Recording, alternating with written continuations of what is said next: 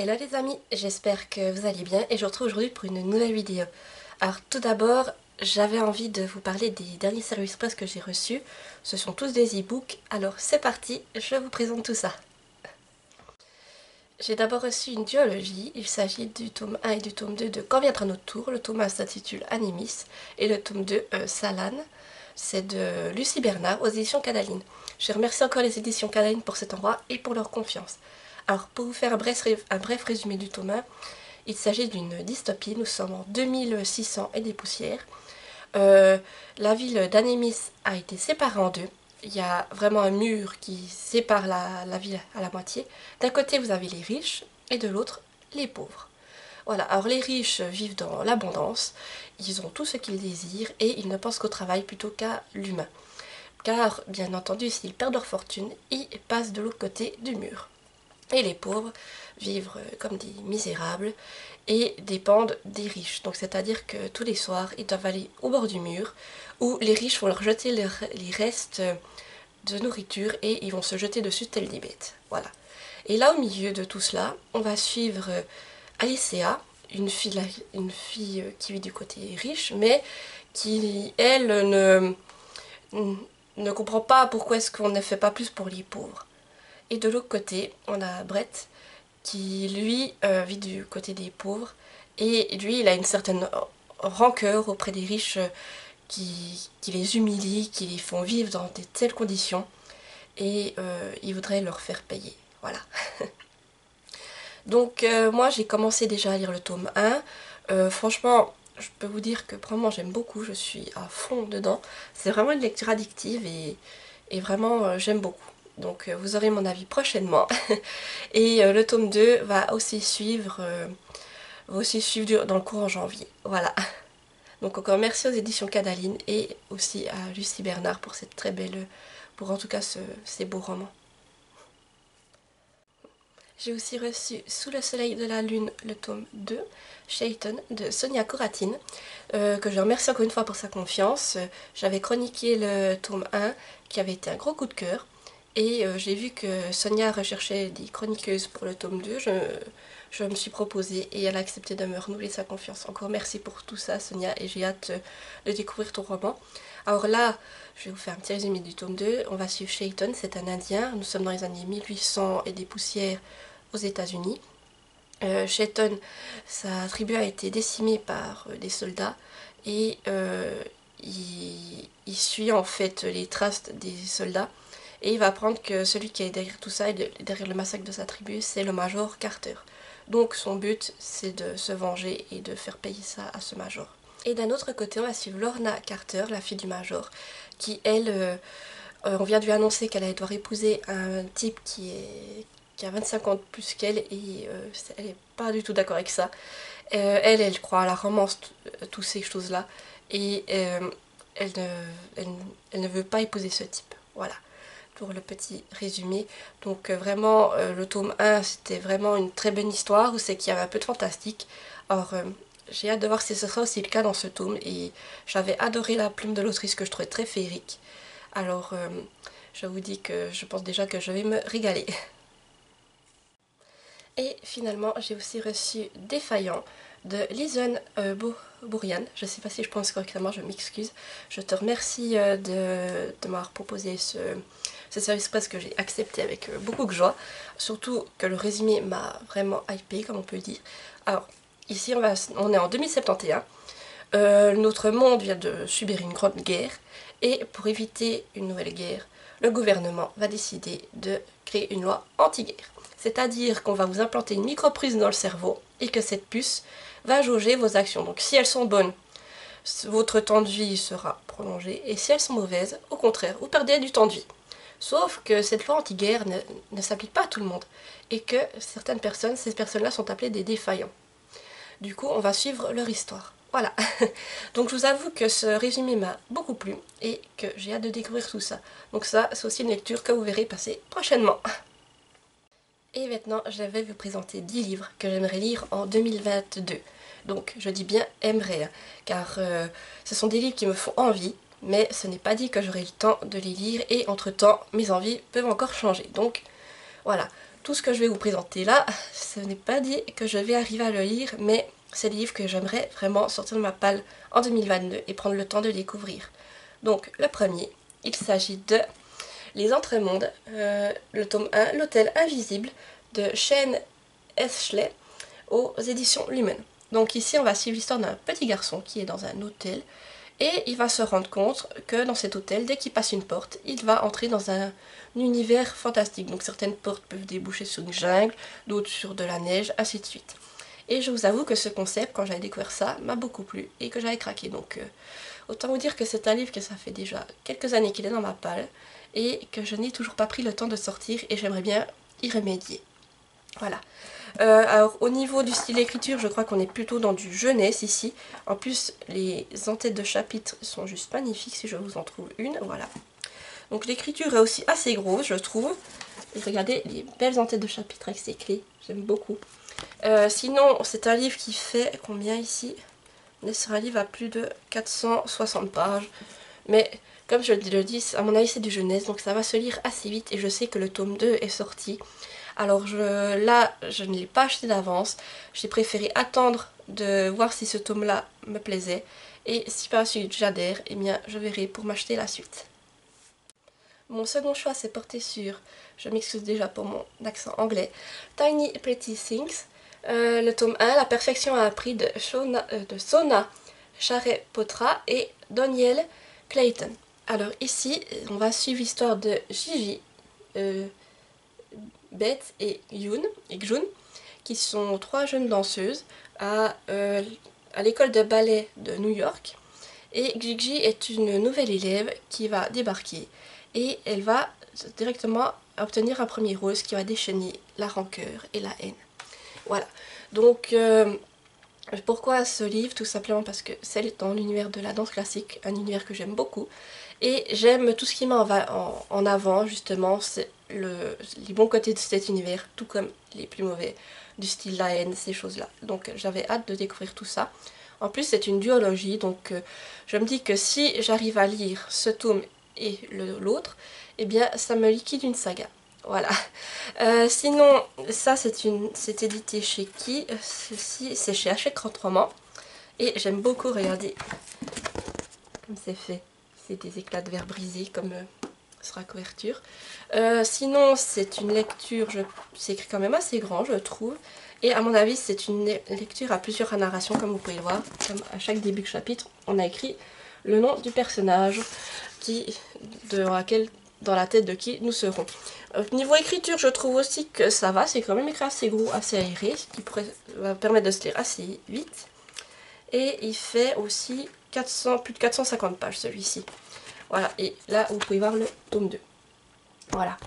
Donc à voir si j'aurai le temps de le lire, car je vous avoue que je l'ai reçu pour Noël il y a 2 ans de la part d'une amie et je n'ai toujours pas eu le temps de le lire et j'espère avoir le temps de le faire en 2022.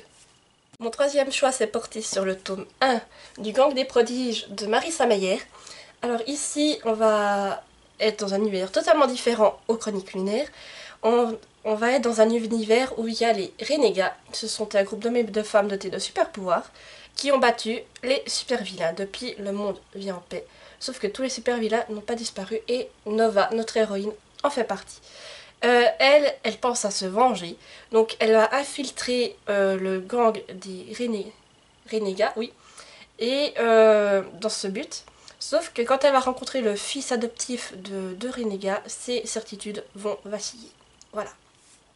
Donc, déjà, pourquoi ce livre est dans mes lectures 2022? Tout simplement parce que c'est du Marissa Meyer, et si vous me suivez depuis un petit moment, vous devez savoir que j'ai adoré les Chroniques Lunaires, et j'avais envie de découvrir un autre de ses romans. Donc c'est pour ça que mon choix s'est porté sur cette saga.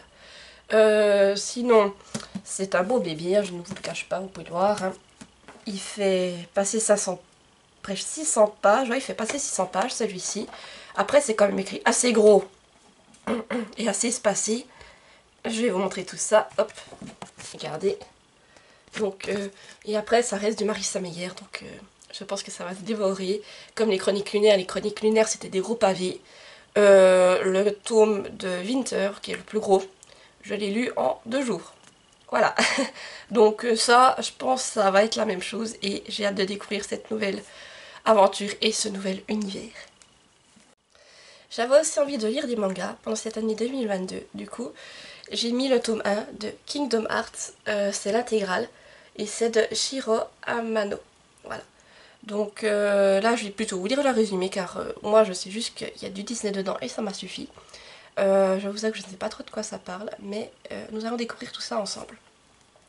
Sora et ses amis vivent paisiblement sur une île paradisiaque. L'irruption des Sans-Cœurs, être énigmatique, tout droit sorti des ténèbres, contraint Sora à se lancer dans une épopée rocambolesque.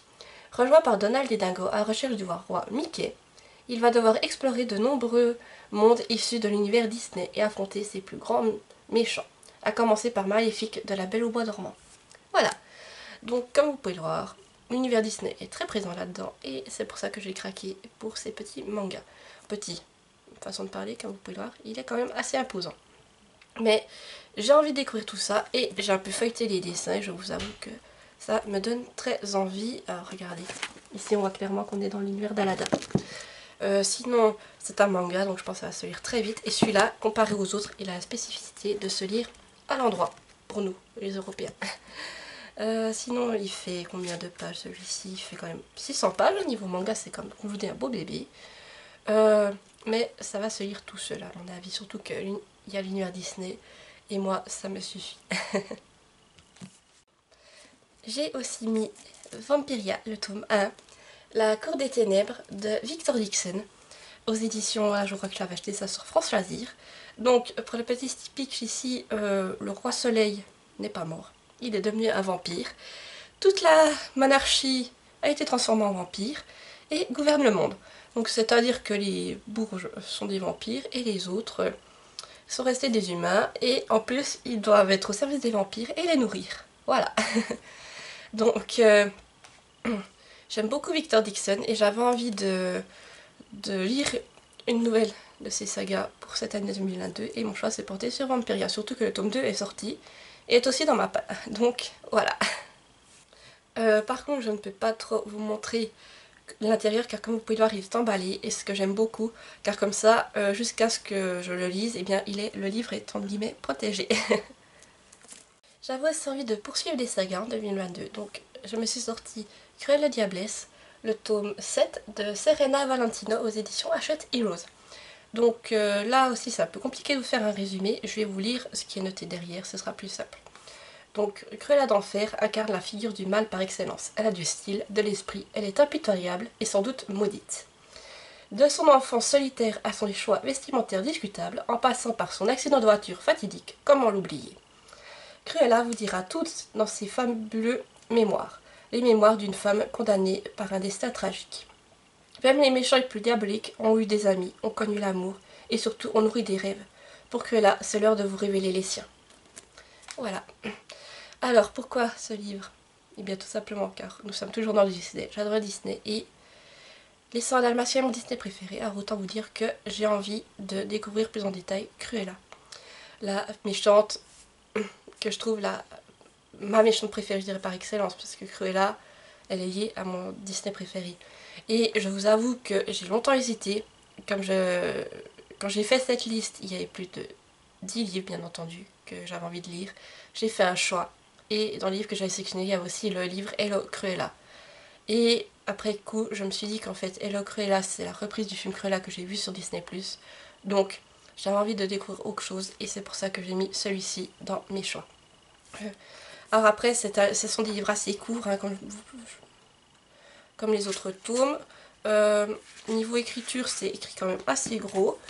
Voilà, comme vous pouvez le voir. Et sinon, niveau nombre de pages, je trouve que ça va encore. Je pense que c'est le livre le plus court que je vous ai présenté jusqu'à maintenant. Hein. Il fait combien celui-ci? 200, un peu plus de 280 pages, voilà. Mais la couverture, elle est sublime. Regardez ça. On voit Cruella là avec les... Vraiment, elle fait peur. Hein. Mais voilà, c'est une méchante que j'ai hâte de découvrir et d'apprendre plus de choses sur elle. Et je pense qu'en 2022, c'est aussi l'occasion, comme vous avez pu le voir, de commencer de nouvelles sagas. Donc, j'aimerais aussi lire le tome 1 de la chronique des Bridgerton, Daphné et le Duc, de Julia Quinn, et là c'est aux éditions Françoise Irpoche. Alors ici on va suivre l'histoire de Simon, qui a vécu seul, rejeté par son père car il bégayait, tout simplement. Mais maintenant, il est devenu le duc de Hastings, il repart en Angleterre, et bien entendu, que c'est un duc, il est très courtisé par les mères qui voudraient le marier avec leur fille, mais Simon, il en a rien à péter de tout ça, voilà, on va être clair. Sauf peut-être de la belle Daphné. Sauf que Daphné, elle a aussi envie qu'on y foute la paix, très clairement. Mais Simon, il va pas rester là, et il va mettre en point un plan machiavélique. Voilà. Pour le petit résumé, je n'en sais pas plus, mais j'ai eu beaucoup d'avis sur ces sagas, et je vous avoue qu'elle me fait très envie, et que j'ai envie de la découvrir. En plus, comme moi j'ai des tomes individuels, c'est pas très grand, et je pense que ça peut très bien passer style en été, comme lecture ou pendant les vacances, je pense que ça passera super bien. Sinon, au niveau du nombre de pages, ceux-là, il fait 400 pages, un peu plus de 400 pages celui-là. Et niveau écriture, alors c'est écrit quand même, je trouve, petit et assez serré, comme vous pouvez voir. Mais après, ça reste des livres poche, alors je pense que ça se lira assez bien. Et puis, on m'a dit que ces livres étaient addictifs, alors si c'est le cas, je pense que ça va se dévorer. J'aimerais aussi lire Fashion Victim de Juno Davison. Donc là, on va suivre l'histoire de Jana, qui va se faire remarquer et qui va devenir mannequin. Alors Jana, au début, elle s'en réjouit, sauf que par la suite, elle va découvrir tout le décor et tout ce qui se cache derrière ce métier. Voilà. Donc c'est un livre que j'ai entendu beaucoup parler à travers des booktubeuses, et qui m'a fait envie, car j'aimerais en apprendre plus sur le domaine du mannequinat, et je pense que cette histoire est l'idéal. Voilà. Après, voir si je vais aimer ou pas, mais j'aimerais prendre le temps de la lire cette année et de la découvrir. Et pour 2022, j'avoue aussi un bon thriller, on va dire. Alors j'ai choisi In the After, le tome 1, de Demetria Luneta. Donc ça, c'est aux éditions Lumen. Ici, on va suivre l'histoire d'Amy. La Terre a été envahie par des aliens. Ces aliens ont détruit l'humanité. Et les survivants se cachent, et le but, c'est de ne pas faire de bruit pour ne pas se faire attaquer. Voilà. Donc, pourquoi ce livre? Eh bien, c'est Au pays de Lily, une booktubeuse qui en a beaucoup parlé, et je vous avoue qu'elle m'a fait envie. Et disons que je m'attends peut-être un peu à frissonner avec ce livre, et c'est ce que je recherche, vraiment. Alors je me dis qu'en période halloweenesque, ça passera super bien. Ici, on est sur un livre qui est écrit quand même assez gros, je trouve, comme vous pouvez le voir. Et il fait combien ce petit bébé? Il fait un peu plus de 400 pages, voilà. Donc j'aimerais vraiment découvrir cette saga. Là, je crois que c'est une saga, il y a 2 tomes, j'ai le tome 2 justement dans ma palle. Et comme pour ce que je vous ai dit auparavant, si j'arrive aussi à lire le tome 2, eh bien c'est une saga de liquider et que je pourrais mettre en terminé. Voilà. Et on arrive déjà au 10e livre de cette sélection. Il s'agit de La maison au milieu de la mer céruléenne de Tig Clown. Ah, ça, c'est aux éditions de Saxus. Alors ça, c'est l'histoire en fait d'un inspecteur qui va se rendre dans un pensionnat où il y a des enfants particuliers avec des pouvoirs. Et là, il va être envoyé dans le pensionnat où c'est que au bord de la mer, justement, comme le nom du titre. Et les enfants qui sont là sont vraiment les plus dangereux, entre guillemets, pour l'humanité. Voilà. Et on va découvrir leur histoire.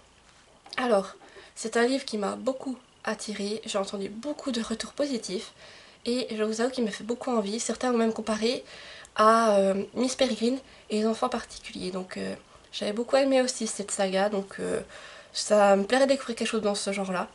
Et on a même dit que c'était une lecture un peu doudou, donc j'ai envie de découvrir ça et de voir ce que ça va me réserver. Et voilà, j'arrive au bout de cette vidéo. J'espère qu'elle vous aura plu. N'hésitez pas à me dire en commentaire les livres que vous aimeriez lire, ou aussi en 2022, si vous avez déjà lu les livres que j'ai présentés, et surtout si vous les avez aimés. Je serai heureuse de pouvoir échanger avec vous. Et moi, bien, je vous retrouve bientôt, tout bientôt, pour une nouvelle vidéo. Allez, bye bye!